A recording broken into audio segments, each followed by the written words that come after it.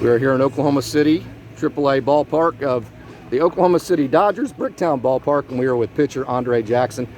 Andre is another guy that is very versatile. He is a guy that played outfielder in college at Utah, so a great athlete as well. And Andre, first of all, I want to appreciate and thank you for being on DodgerPokeReport.com. Yeah, you're welcome. Yeah. Let's go back to your Utah Ute days. You're an outfielder, as I mentioned. You didn't pitch a whole lot, so kind of take us through what it was like to be a Utah Ute in baseball. No, it was great. I had some of the best memories in baseball playing there. Got to win a Pac-12 championship. Team got hot, and it was fun. I was playing every day there, so that was cool. Yeah. Didn't pitch a whole lot. Then you get drafted by the Dodgers. So what's kind of been the transition there? It's been like obviously learning myself on the mound, who I am as a pitcher. Building a new baseball identity.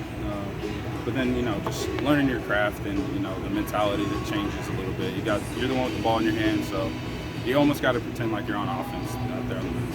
So. Sure, and you mentioned having the ball in your hand, and obviously that's an exciting time. That kind of takes me to the next question of, do you miss being in the lineup every day, or is it just something that you deal with being a starting pitcher? Yeah, no, I do. I talk about that a lot, man. I grew up, I was always on the field, pitching, hitting, whatever I was doing, so I do miss that, but I don't envy the hitters anymore with the pitching that's out there now, so I'm definitely happy with what I'm doing. You mentioned some of the pitchers out there, and a lot of people have compared your motion to Walker Buehler. A lot of people have compared your changeup to Greg Maddux. So obviously, very good stuff, and you've really been fast-tracked through the system. So talk about what you bring to the table stuff-wise each night you take them out. Yeah, I mean, it's for me, it's the fastball change or like my two best pitches. Velocity's not where it's been typically this year, but I've been able to get outs and compete in the zone. I think the recipe for success is the off-speed stuff in the zone with the cutter and an occasional curveball. But yeah, I mean, I think I bring 4 pitches to the table that can compete in the big leagues, and it's just a matter of what you have that day going. You mentioned competing in the big leagues, and I must say, my wife and I came about a month ago on a Monday, and we were going to watch your first debut here at Bricktown Ballpark. Now, I went over to One Oak and watched you pitch in Tulsa, but I was excited to see your debut in Bricktown. The game got rained out. Do you remember that Monday? I think you do. Yeah. It was rained out, and went home that night and turned it on, and lo and behold, you were pitching for the Los Angeles Dodgers. Take us through that night. Take us through that experience. Yeah, that was awesome. Well, first off, just having my family there was great, but then taking in that moment, it still kind of hasn't hit me yet. Like, I think after I kind of digest the season, it's gonna hit me. It's been a blur, especially the last month and a half. Coming from AA to AAA for a couple starts and going up to the show. So that debut was something I'll never forget. Though it was everything you'd think it would be, for sure. Talk about what it's like to be a Dodger. I know you've gotten to move up with guys like Ryan Pepio and teammates that you're very close with.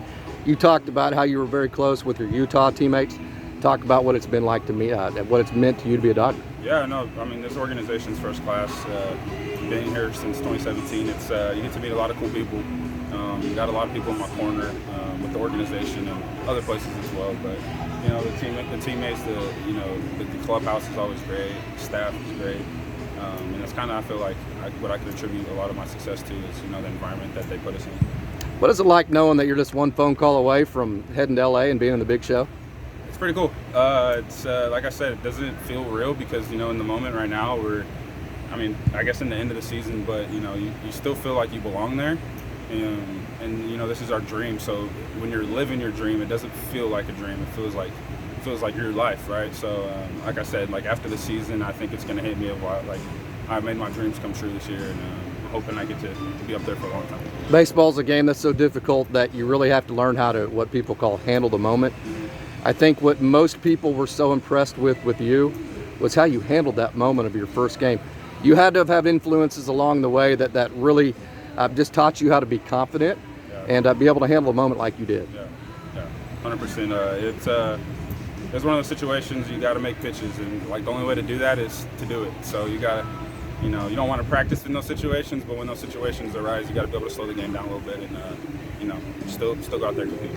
One good thing about the way the Dodgers do it too, knowing with as many transactions as they have, you don't know where you're going to be from week to week. That has to be a big time motivating factor for minor league guys, doesn't it? Yeah, I mean it's you don't like taking plane rides, sure, 3 times a week, but at the end of the day, it's it's a business, and you know we're pretty loaded up in the big club. So you know you take the chances you get for now, and then you know hopefully one day you'll be able to stick. Andre, I appreciate it. Best of luck. Yeah, thank you so much.